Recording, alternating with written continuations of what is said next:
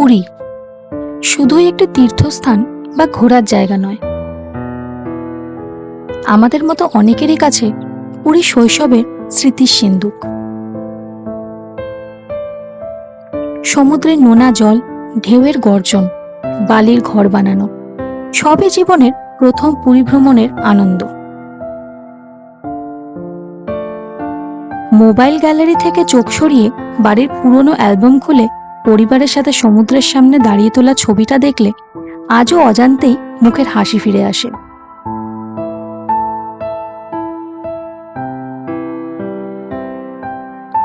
মনে পড়ে যায় বাবার হাত ধরে প্রথমবার ভয়ে ভয়ে সমুদ্রে নামা,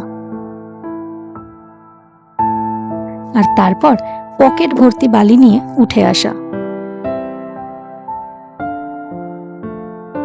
আজও মন্দিরটা দেখলে স্মৃতির পাতায় হালকাভাবে ধরা দেয় জগন্নাথ দেবকে প্রদক্ষিণ ও ছুঁয়ে দেখার অনুভূতি।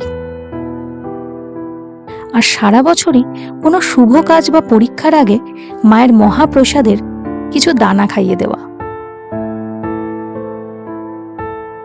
ট্রেনে করে পুরী যাওয়া, অটোতে করে মাসি পিসির বাড়ি, গাড়িতে একদিনে কোণার্ক, নন্দনকানন ঘুরতে যাওয়া, বিকেলে সমুদ্র পাড়ে প্লাস্টিক পেতে বসে ঝালমুড়ি, সিঙ্গারা, মদনমোহন খাওয়া, এই সব কিছুই যেন আমাদের বেড়ে ওঠার এক অবিচ্ছেদ্য অংশ।